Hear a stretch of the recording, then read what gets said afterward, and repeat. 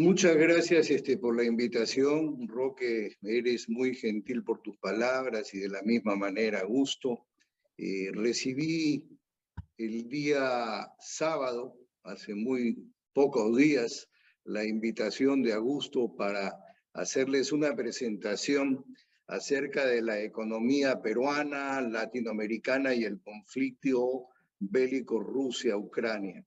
Conflicto que empezó el jueves de la semana pasada y he tratado rápidamente establecer, como bien dice Roque, una relación real entre lo que ocurriría o ha ocurrido ya ¿no? en el conflicto con el desenvolvimiento de la economía peruana y latinoamericana.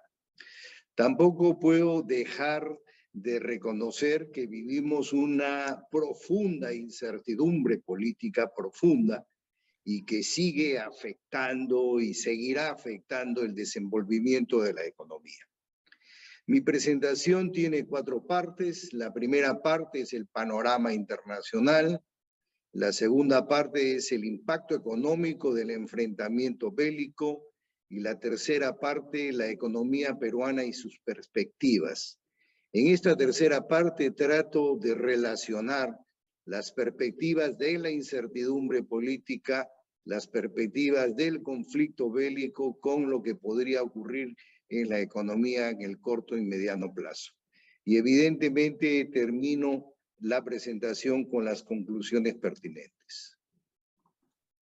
En primera instancia, quiero analizar rápidamente la economía mundial, que tiene un notable deterioro. La economía mundial en el 2020 con menos 3.1, crece en el 2021 y el 3.1 negativo del 2020 es ocasionado por el fenómeno de la pandemia que nos toca el 20 y el 21, crece el mundo en general en 5.9 y el 2022 crecería supuestamente 4.4.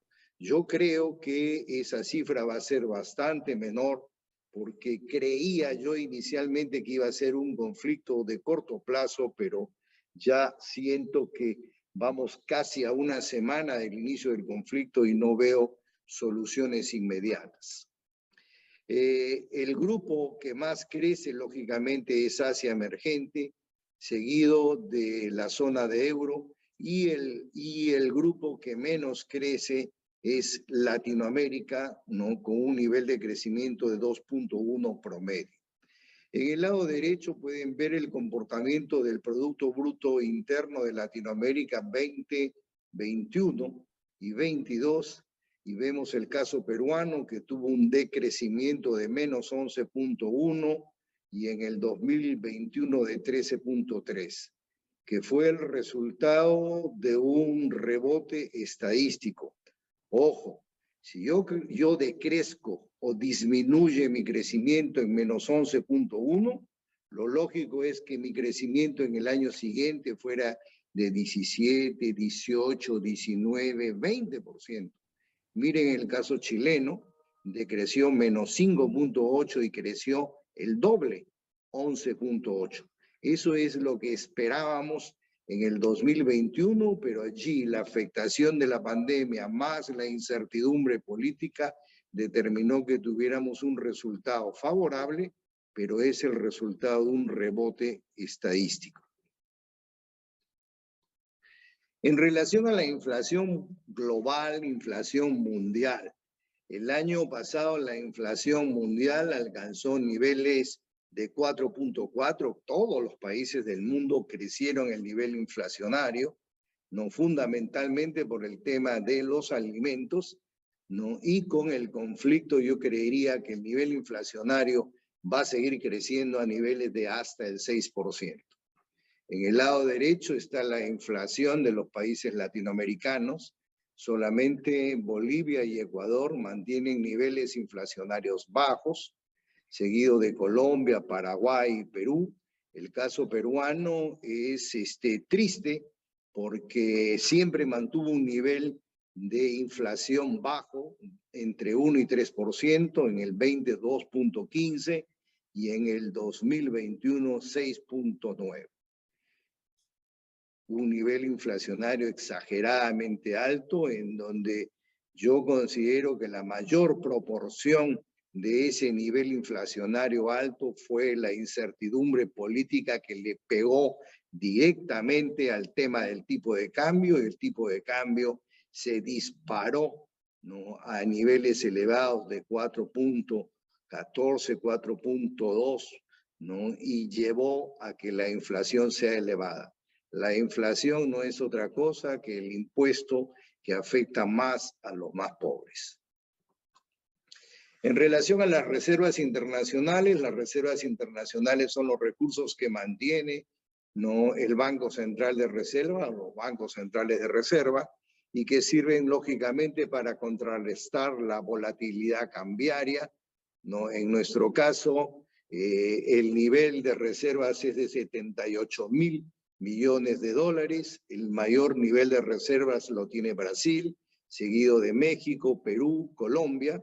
Y con respecto al Producto Bruto Interno, Perú es el que mantiene el mejor nivel de reservas de 38.2, seguido en el caso brasilero con 24.8%, luego seguido por Colombia y Chile.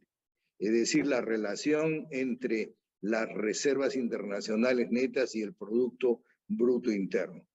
Este es un tema de manejo fundamentalmente del Banco Central de Reserva, ¿no?, que lo hace, creo que muy bien, y el año pasado hemos tenido dos inconvenientes muy graves que han reducido el nivel de reservas. Una es la gran cantidad de salida de dólares de peruanos desesperados, ¿no?, provocado por la incertidumbre política. Dicen que ha sido de alrededor de entre 16 y 17.000 millones de dólares, y también el Banco Central, que ha utilizado alrededor de 15.000 millones de dólares para mantener un tipo de cambio, ¿no?, por debajo de los niveles de 4.5.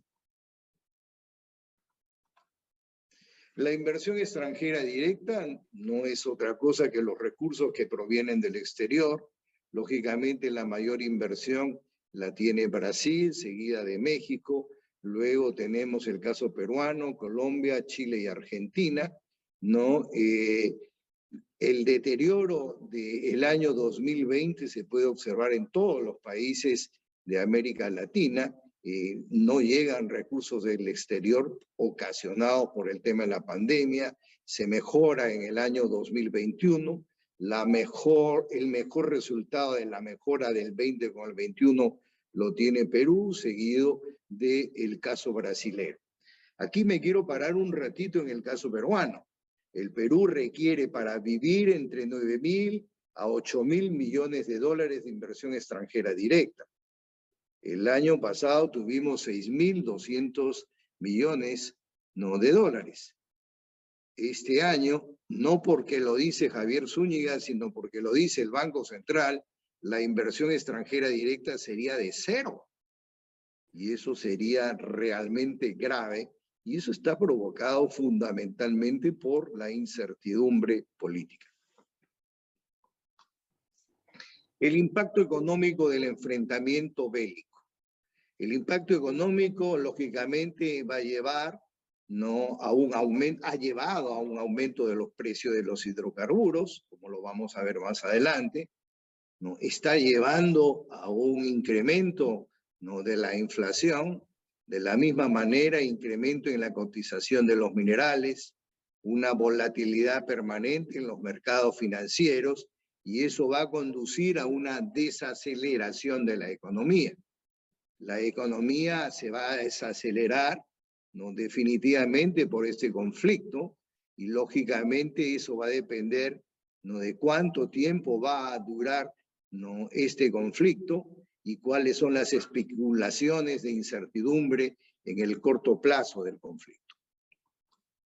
En relación al aumento de los hidrocarburos, pueden observarlo en la gráfica de color amarillo, ¿no?, que en enero del 2021 el valor del barril Brent era de $51, y el 24 de febrero, un día después del inicio de la guerra, nos llegó a un nivel promedio de 99, pero más abajo observen que el nivel máximo que llegó a ese día es de $102 y hoy día ha llegado a un nivel máximo de $107.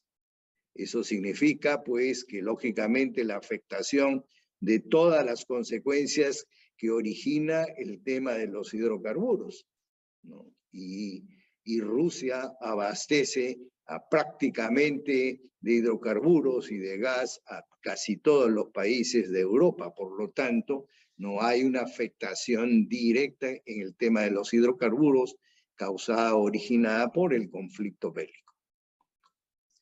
En relación a la presión inflacionaria, en el lado izquierdo observen el comportamiento de los precios de la FAO, ¿no?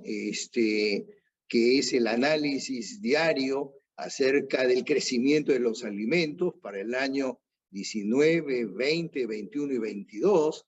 Observen el año 21 y 22 que crece, ¿no?, los alimentos, ¿no? En el 22 también, y ya hay un nivel de crecimiento para el primer mes.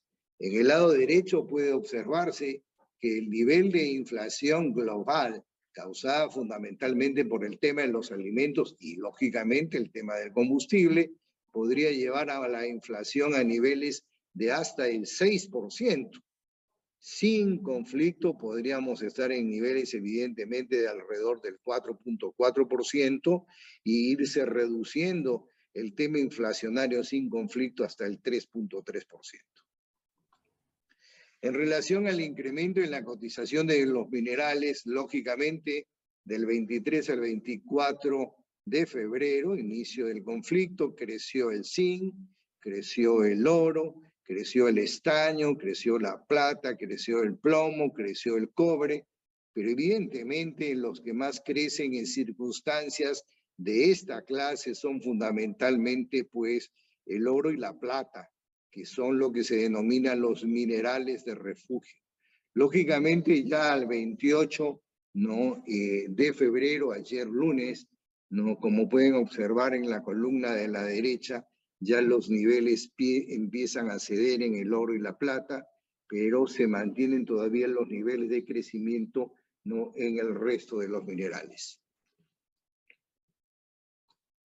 En relación a la volatilidad en los mercados cambiarios, casi todos, ¿no?, los mercados bursátiles del mundo, ¿no?, iniciaron la jornada del 24 a la baja, ¿no?, ¿no?, tuvieron resultados negativos.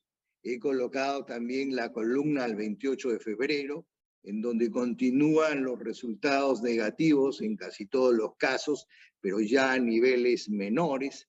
Por ejemplo, en el caso del Dow Jones teníamos al 24 menos 3.46 y al 28 de febrero ayer menos 1.42. Han empezado a corregirse ya el comportamiento del mercado bursátil como resultado del conflicto, y solamente en el Japón con el Nikkei y el Nasdaq hay resultados positivos, y en no todos los mercados bursátiles los resultados han sido negativos. El mercado bursátil peruano, que tiene una gran proporción en el sector minero, ha tenido un resultado positivo el día de hoy. De la misma manera como hay una volatilidad en los mercados financieros, ¿no?, el conflicto determinó rápidamente una depreciación de las monedas, en el caso chileno del 3.23, en el caso peruano del 2, en el caso mexicano de 1.56, etcétera, etcétera. Es decir, la afectación del conflicto primero a los mercados bursátiles e inmediatamente también, ¿no?, al dólar. Como dije hace un momento, oro y plata son minerales de refugio, y también otra unidad de refugio es el dólar, ¿no? Y el dólar, esta unidad de refugio, determinó, pues, la depreciación de la mayor cantidad de monedas de Latinoamérica. En el caso de la economía peruana, observemos el comportamiento del año 18, 19 y 20, resultados positivos de 4, 2 en el 18 y 19, menos 11.12 en el 2020. A mí me pareció que el resultado del 2020 fue por una exagerada, ¿no? Periodo de aplazamiento, ¿no? Que tuvo la economía peruana, 108 días de aplazamiento, ¿no? Cuando otros países del mundo siguieron realizando labores, ¿no? Con altos niveles o con niveles de salubridad. En el lado derecho podemos observar el comportamiento del PBI para cada uno de los meses, ¿no? El año pasado, los meses de enero y febrero fueron negativos, ¿no? En marzo positivo, y desde abril en adelante los resultados altos, pero decrecientes. Yo considero que si no hubiera habido una incertidumbre política como la que hubo el año pasado, que lo vamos a ver en una transparencia de tipo de cambio, yo creo que este resultado, ¿no? Del crecimiento peruano hubiera sido otro.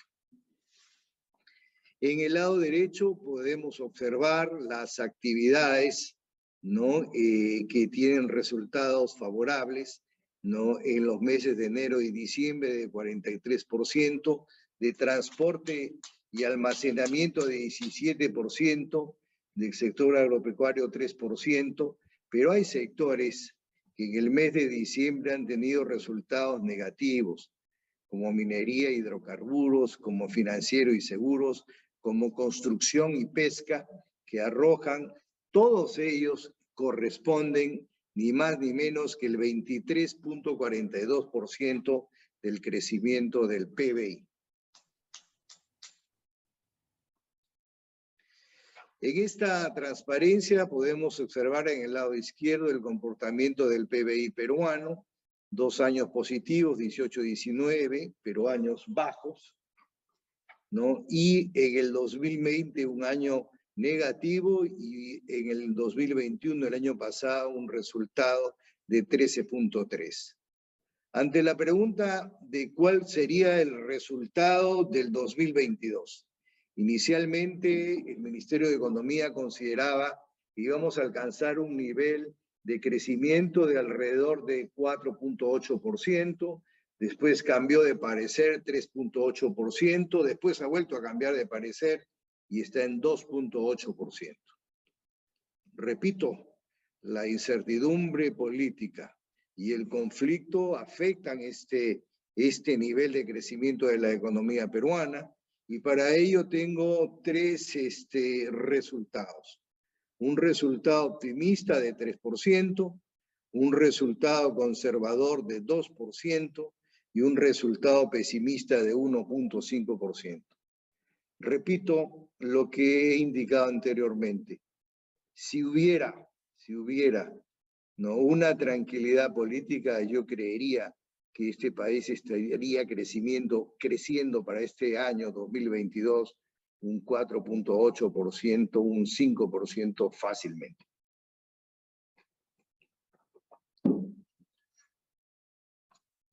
En relación a la inflación, en la gráfica izquierda está el comportamiento de la inflación del 18, del 19 y del 20. La inflación la maneja el Banco Central de Reserva, su parámetro es estar entre el 1 y 3%, y el año pasado la inflación fue una verdadera exageración, ¿no? 6.99%, de hacía alrededor de 18 años que no se alcanzaba ese resultado. Repito, en este tema, yo creo que gran proporción fue la incertidumbre política, porque pues si el tipo de cambio se hubiera mantenido, ¿no? Tranquilo, como esperábamos muchos economistas que se mantuviera, y no por la incertidumbre política se disparó de manera considerable, el resultado inflacionario hubiera sido 3,5%. Pero ¿qué creo que va a pasar en el 2022? En un escenario optimista, 3%. En un escenario conservador, 3.9%, y un escenario pesimista, 6%. Si continúa la incertidumbre política, me atrevo a decir que vamos a estar en un nivel de alrededor del 6%. Y lógicamente que el conflicto Rusia-Ucrania afecta el precio del combustible, encarece el maíz, el trigo, la soya, que nos llevan lamentablemente a un nivel inflacionario del 6%.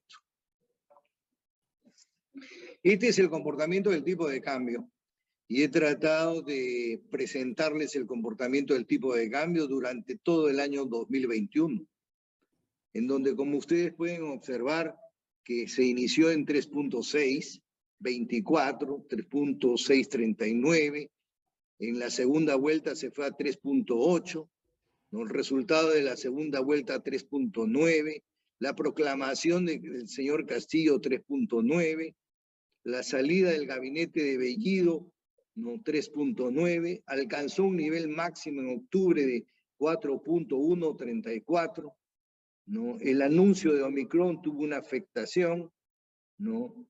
A finales de diciembre 4.075. Pero yo quiero decirles lo siguiente, que si no hubiera habido esta incertidumbre política, nos hubiéramos mantenido todo el año en 3.65. Si es que hubieran no colocado a un ministro de Economía no más claro, más fuerte, hubiéramos tenido un resultado mucho mejor.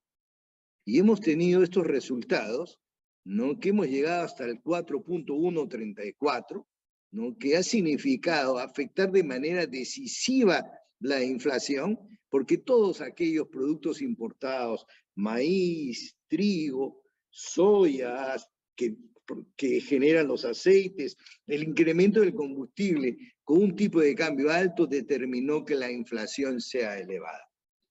¿No? Si no hubiera habido la incertidumbre política, no hubiera habido estos resultados. ¿Cómo es que empieza a mejorar el tipo de cambio? El tipo de cambio empieza a mejorar a raíz de que empiezan a crecer los minerales. Al crecer los precios de los minerales, ¿no? El nivel de exportaciones que andaba en 40.000 millones en el 2020 crece a 53.000 millones en el 2021. Y eso determina que empiece a bajar el tipo de cambio. Gracias a Dios, se toma la determinación de que el señor Velarde se quede en el Banco Central. Yo creo que todos los directores son casi todos doctores en economía, casi todos profesores universitarios.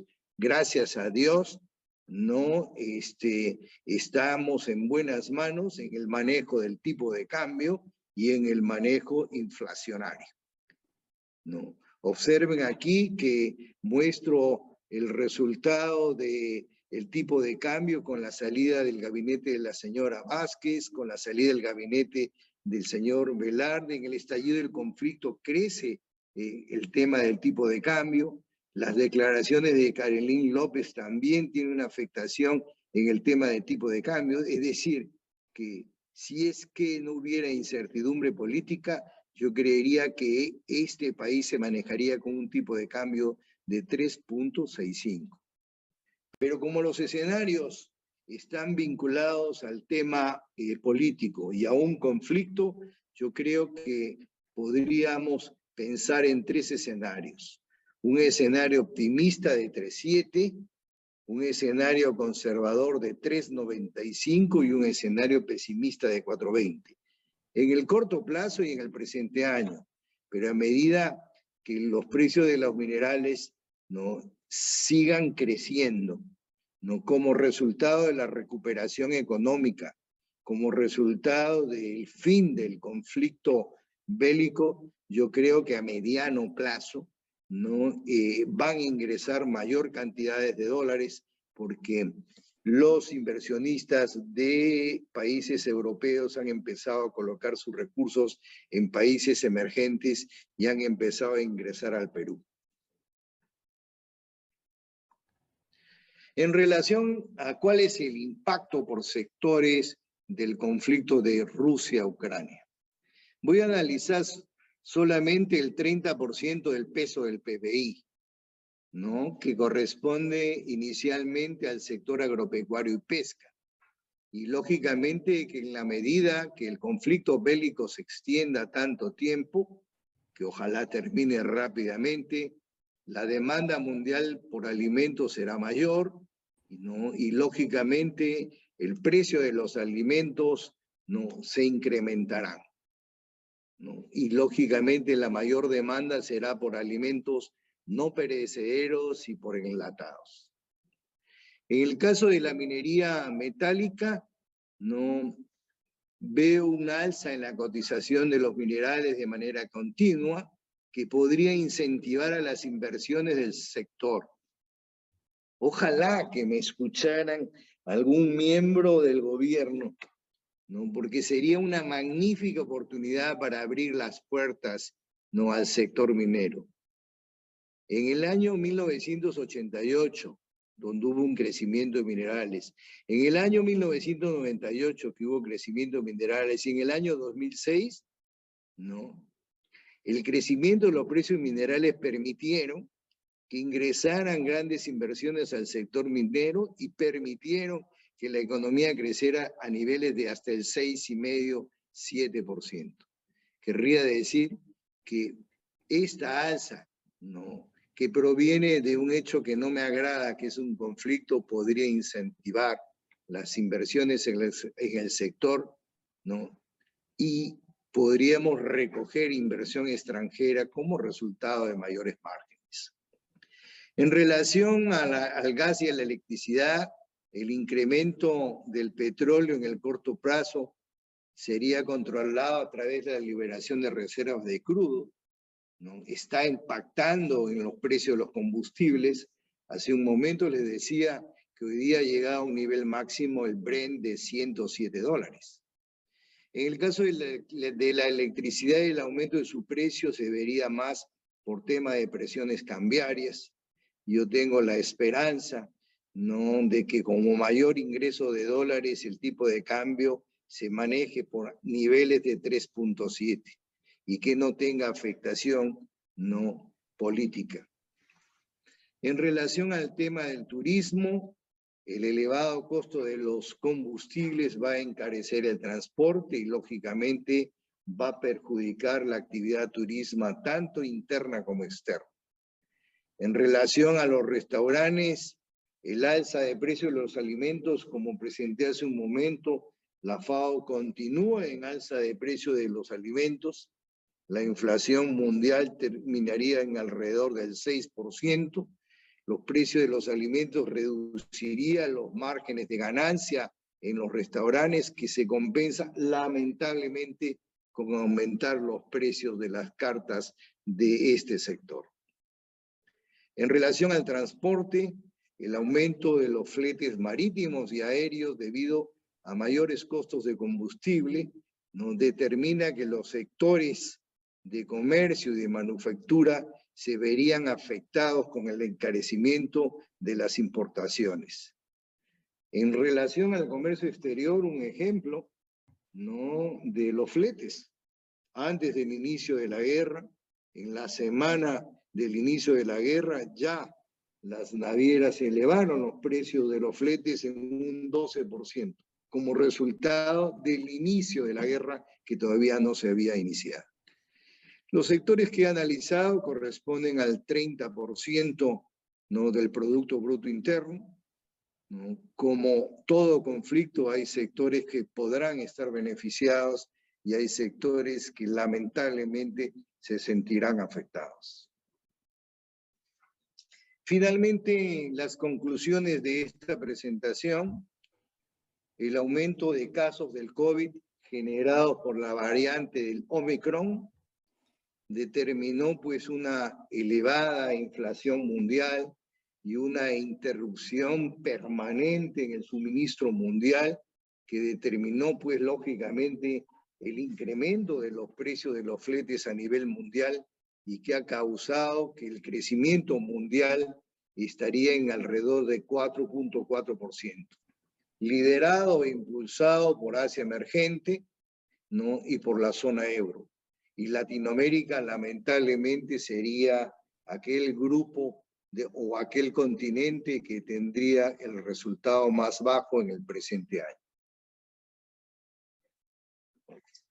En el mes de enero, Argentina con 3,9, Uruguay con 1,78 y Colombia con 1,67 han sido los países de mayor inflación en enero del presente año, mientras Perú con 0,18, Bolivia con 0,31 y México los países con menor inflación.